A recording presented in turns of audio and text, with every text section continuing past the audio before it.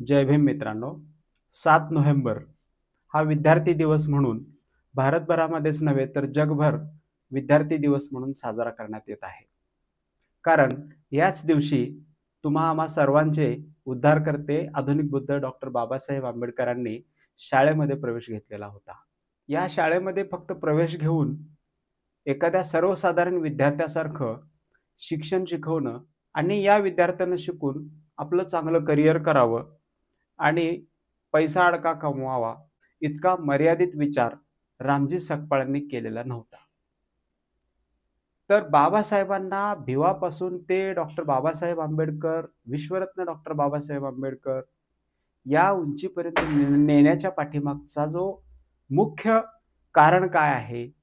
का रामजींनाच का वाटलं की भिवाचा डॉक्टर बाबासाहेब आंबेडकर व्हावा? भिवानं कोणत्या कारणासाठी शिकावं हे बाबासाहेबांच्या वडिलांनी म्हणजेच रामजी सकपाळांनी का ठरवलेलं असेल? हे बघा, रामजी मालोजी नाग सकपाळ हे जे सुभेदार म्हणून ब्रिटिशांच्या सैन्यामध्ये काम करत होते, गावगाड्यामध्ये काय परिस्थिती होती हे रामजींच्या लक्षात आलेलं होतं. गावगाड्यामध्ये काय होत होतं, जी 12 बलुतेदार होती त्या बलुतेदारांपैकी प्रत्येक बलुतेदाराला कुठला ना कुठला व्यवसाय होता. रामजी सकपाळांचा समाज किंवा संबंध अस्पृश्य समाज जो आहे तो अस्पृश्य समाज गावामध्ये कसा वागवला जातो आणि मी त्याच समाजापैकी एक व्यक्ती आहे जो ब्रिटिशांमध्ये सैन्य म्हणून काम करतो, सैन्यात काम करतो सुभेदाराचं, आणि मी ज्या वेळेला अन्न शिजवतो त्यावेळेला चवीनं खातो तो माझा ब्रिटिश अधिकारी माझ्या हातचं अन्न चवीनं खातो आणि कौतुक देखील करतो. मग ही तफावत गावामध्ये अस्पृश्य लोकांना कशा पद्धतीने वागवलं जातं, तर तिथला जो पाटील आहे, गावामधला जो पाटील आहे तो अस्पृश्य लोकांवरती अन्याय अत्याचार करतो. याचाच अर्थ लक्षात आलं की गावामध्ये जाती व्यवस्था कार्यरत असल्यामुळं अशा पद्धतीचा दुर्व्यवहार केला जातो या समाजासोबत, आणि ब्रिटिशांमध्ये मात्र तशा पद्धतीची वागणूक दिली जात नाही. आणि गावामधला जो अन्याय अत्याचार आहे त्याला जर दूर करायचा असेल तर भिवाला शिकवलं पाहिजे, हे रामजी सकपाळांनी लक्षात घेतलेलं होतं. 12 बलुतेदारापैकी सगळ्यांना जर काम दिलेलं असेल तर महार किंवा मातंग समाजाला कुठल्याच प्रकारचं काम गावामध्ये का मिळत नव्हतं? बघा, राजा सम्राट अशोकाच्या मगध राज्याकडे आपण जाऊया थोडस, की हे सम्राट अशोकाचं जे राज्य होतं ते मौर्यांचं राज्य होतं. आणि राजा सम्राट अशोकामुळे त्याला म्हणजे बौद्ध धम्माला राजाश्रय मिळालेला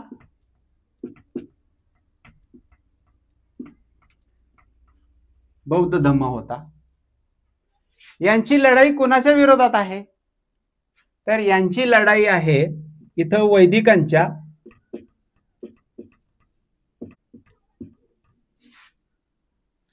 ब्राह्मणांच्या विरोधात बौद्धांची लढाई आहे. मग ब्राह्मणांच्या विरोधात मोठ्या प्रमाणामध्ये विरोध करणारे जे लोक आहेत त्या लोकांना ब्राह्मणांनी काय म्हटलं तर आर्य म्हटलं. आणि ते आर्य कसे आहेत? ते खूप मोठे आर्य आहेत. म्हणजे आर्य या शब्दाचा अर्थ काय आहे तर शत्रू. तो शत्रू कसा आहे? तो शत्रू फार मोठा आहे, म्हणजे तो महाआर्य आहे. आणि त्याचाच अपभ्रंश होत होत हा जो शब्द प्रयोग इथं आलेला आहे तो म्हणजे महाआर्यचा महार. जे लोक बौद्ध होते तीच लोक ब्राह्मणी व्यवस्थेचा विरोध करत होते आणि तीच लोक जी आहेत ती महाआर्य होते. आणि म्हणून इथं आपल्याला लक्षात येतं जे नागवंशीय लोक आहेत हे कोण आहेत? नागवंशीय लोक आहेत. आणि नागवंशीयाच्या नावाच्या पाठीमाग शेवटी काय लावलं जात होतं? नाग लावलं जात होतं. आता आपल्या नावाच्या आणि वडिलाच्या नावानंतर आपलं आडनाव लावलं जातं. तसं नाग हा शब्द जो आहे तो प्रत्येक बौद्ध व्यक्तीच्या नावाच्या शेवटी लावलं जात होतं. आता मी डायरेक्ट बाबासाहेबांकडे येतो. म्हणजे बाबासाहेबांचे वडील जे आहेत रामजी, रामजींच्या वडिलांचं नाव काय आहे? मालोजी. पण मालोजी नाही नुसतं, मालोजी नाक. तर मालोजी नाक हे जे आहेत ते डायरेक्ट बौद्ध आहेत. या कारणामुळे म्हणजे एकीकडे अशा पद्धतीची व्यवस्था असताना ब्राह्मण लोकांनी या लोकांचा का छळ केला, तर हे त्यांचे सर्वात मोठे विरोधक आहेत. मग या कारणामुळं या लोकांना ब्राह्मणांचं राज्य आल्यानंतर अतिशय हालाकीची अवस्था ही दिली गेलेली होती किंवा त्यांना जगणं भाग पाडलेलं होतं. मग जे लोक बौद्ध होते, ज्या धर्माला राजाश्रय प्राप्त होता राजा सम्राट अशोकाच्या काळामध्ये 140 वर्ष, त्या लोकांना ब्राह्मण लोक त्यांचे विरोधक असल्यामुळे त्यांना सुखाने जगू देतील का? जगू देणार नाहीत. आणि म्हणून जगण्याचे उदरनिर्वाहाचे सगळे जे काही साधनं आहेत ते ब्राह्मणांनी बौद्धांची जी काही साधनं आहेत ती सगळी खेचून घेतलेली होती किंवा सगळी ती काढून घेतलेली होती. आणि म्हणून गावामध्ये या लोकांना 12 बलुतेदारापैकी कुठलंही काम दिलं गेलेलं नव्हतं. आणि दुसरं एक महत्वाचं कारण आहे की राजे लोकांना बलुतेदारांसारखं कुठलं काम सांगितलं जात नाही. आणि त्यामुळं गावामध्ये महार समाजाला कुठल्याही प्रकारचं बलुतेदाराचं काम दिलं गेलेलं नव्हतं. मग ब्रिटिश ज्या वेळेला या भारतामध्ये आले त्यावेळेला तुम्हाला माहित आहे की 1 जानेवारी 1818 पेशवाईच्या विरोधामध्ये ही लोक कोणत्या कारणाने लढली? ही केवळ यांना अस्पृश्य म्हणून यांची अवहेलना केली या रागापोटी लढली का? तर हे आहे बरोबर, पण त्याच्याही पेक्षा महत्वाचं काय कारण आहेत तर हे मूळचेच लढवय्ये आहेत. कारण हे राजे आहेत आणि राजे, क्षत्रिय राजे जे आहेत ते मूळचेच लढवय्ये असल्यामुळे सुद्धा पेशव्यांच्या विरोधात ते लढू शकले. कारण नुसती लढण्याची इच्छा असून चालत नाही. माझी लढण्याची खूप इच्छा आहे पण मला युद्ध येत नाही, त्याला मला संपवायचं आहे, ही फक्त भावना असून चालत नाही. तर त्याच्या पाठीमागं तुमच्यामध्ये ते शौर्य देखील असावं लागतं. आणि ते शौर्य तुमचं जे आहे ते तुम्ही बौद्ध होता, तुम्ही राजे होता आणि त्या शौर्यामुळं ही लोक पेशव्यांच्या विरोधात 1818 लढली. आणि त्यामुळं पेशव्यांच्या मनामध्ये या समाजाच्या विषयी प्रचंड द्वेष निर्माण झालेला होता. आणि म्हणूनच पेशवाई जरी हरलेली असेल, ब्रिटिशांचं राज्य जरी इथं आलेलं असेल, तरी सुद्धा व्यवहारामध्ये गाव पातळीवरती या लोकांना सुखाने जगू द्यायचं नाही हे या लोकांचं सांगणं ऐकणाऱ्या लोकांनी त्यांना व्यवहारामध्ये तसं वागवलेलं होतं. म्हणून गावामध्ये त्यांना कुठल्याही प्रकारचा व्यवसाय नव्हताच. त्याची कारण मी तुम्हाला सांगितली की 12 बलुतेदारांपैकी ही जात नाही की ज्यामुळं यांना कुठलं तरी काम दिलं जावं. आणि दुसरं कारण म्हणजे हे राजे आहेत, त्या लोकांना कुठल्याही प्रकारचा दर्जा, राजापेक्षा खालच्या दर्जाचं काम देणं हे योग्य नाही. म्हणून सुद्धा या लोकांना बलुतेदारांसारखं कुठलंही काम नव्हतं. म्हणून उदरनिर्वाह करण्यासाठी आपल्याला जी साधनं आहेत ती शोधण्यासाठी कुठं जायचं? आणि आम्ही सैन्यामध्ये भरती झालो. सैन्यामध्ये भरती झाल्यानंतर रामजी सकपाळांच्या असं लक्षात आलं की मी जे जेवण बनवतो आहे, मी सुभेदार आहे आणि मी जे जेवण बनवतो आहे ते इथला ब्रिटिश अधिकारी काय करतो आहे, अगदी चवीनं खातो आणि माझ्या पाठीवरती कौतुकाची थाप देखील मारतो. गावामध्ये जर बघितलं तर आमच्या समाजाच्या लोकांना अतिशय खालच्या दर्जाची वागणूक दिली जाते. आणि याच्या पाठीमागं काय कारण आहे तर गावामध्ये कट्टर जातीयवाद पाळला जातो, म्हणून आमच्या सोबत अशा पद्धतीचा दुर्व्यवहार केला जातो. हे रामजी सकपाळांच्या लक्षात आलेलं आहे. म्हणून भिवाचा डॉक्टर बाबासाहेब आंबेडकर करण्यापर्यंतचा जो निर्धार रामजी सकपाळांनी केलेला आहे, त्याच्या पाठीमागं हे कारण आहे. आता ब्रिटिशांच्या सैन्यात भरती झालो आणि थोडं सन्मानाचं जीवन जगू लागलो.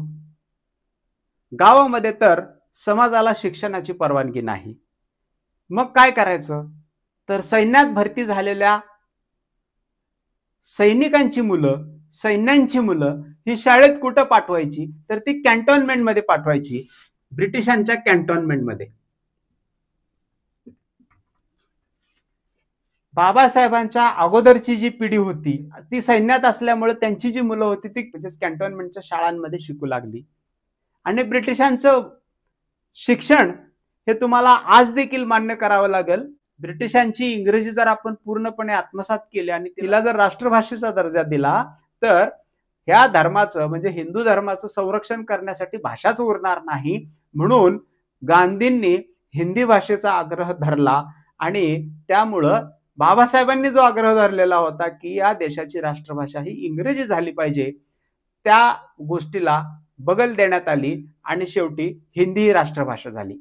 पण त्याच्या अगोदर ज्या वेळेला ब्रिटिश सैन्यांमध्ये ह्या समाजाची मुलं ज्या वेळेला शिकत होती त्यावेळेला त्यामुळे त्यांचं इंग्रजी हे चांगलं झालेलं आहे. का आपल्या समाजाची मुलं का इंग्लिश चांगलं बोलतात? तर त्याच्या पाठीमागचं हे कारण आहे की आपल्या खूप पिढ्या अगोदर ह्या कॅन्टोन्मेंटमध्ये शिकलेल्या आहेत. बाबासाहेबांच्या अगोदर सुद्धा समाज खूप जागृत होता आणि तो इंग्रजीमध्ये पत्रव्यवहार करत होता ब्रिटिशांसोबत. आपण बऱ्याच वेळेला बघतो की कुटुंबामध्ये एखादं मूल वाढत असतं त्यावेळेला त्याला चांगलं शिक्षण दिलं जातं. त्याला प्रत्येक वेळेला सांगितलं जातं की तुझं शिक्षण जे आहे तू कशासाठी शिकायचं आहे? तर नोकरी करण्यासाठी शिकायचं आहे हे आपण आपल्या मुलांना शिकवतो. पण या शिक्षणातून तुम्हाला समाज घडवायचा आहे हे आपण आपल्या मुलांना सांगत नाही. रामजी सकपाळांनी हे केलं. हे रामजी सकपाळ भिवाला म्हणायचे अशा पद्धतीचं शिक्षण घे ज्यामुळं तुला सावलीतलं काम मिळेल आणि सावलीतलं काम मिळाल्यामुळं तू चांगला अभ्यास करशील आणि प्रगती करशील आणि सरते शेवटी तू समाजासाठी काहीतरी करशील. म्हणून रामजींनी बाबासाहेबांना शिकवलेलं आहे हे आपण लक्षात घेतलं पाहिजे.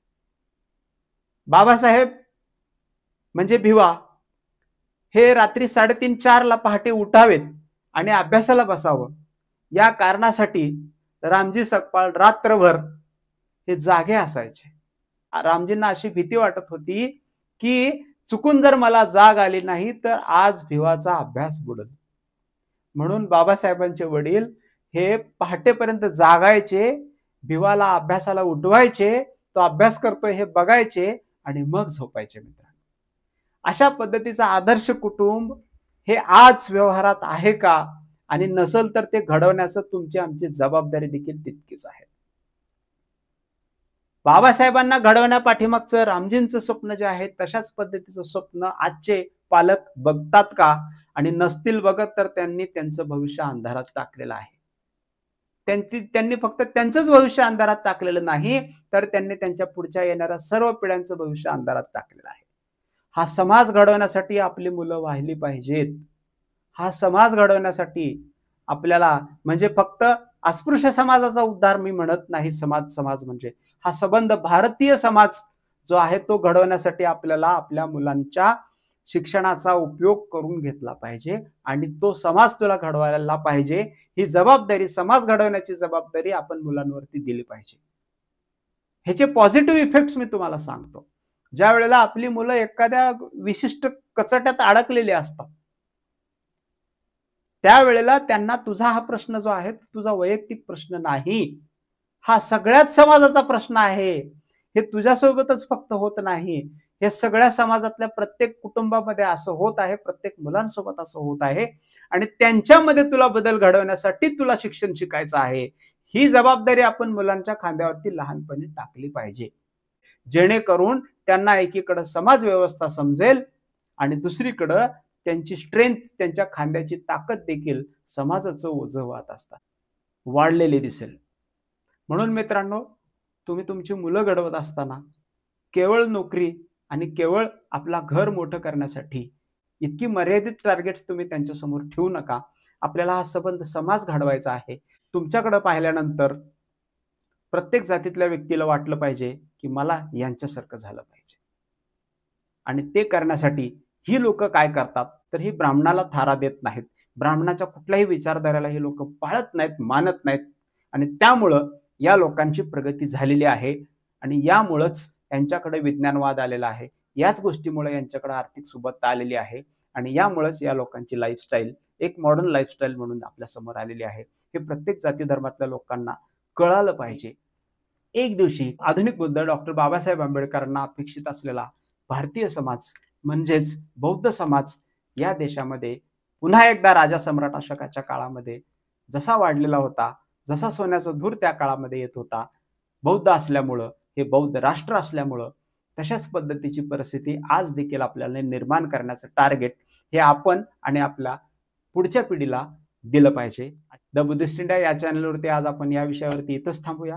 पुन्हा एकदा तुम्हाला 7 नोव्हेंबरच्या म्हणजेच विद्यार्थी दिनाच्या हार्दिक हार्दिक मंगल कामना व्यक्त करतो. थांबतो मित्रांनो. जय भीम, जय बौद्ध राष्ट्र.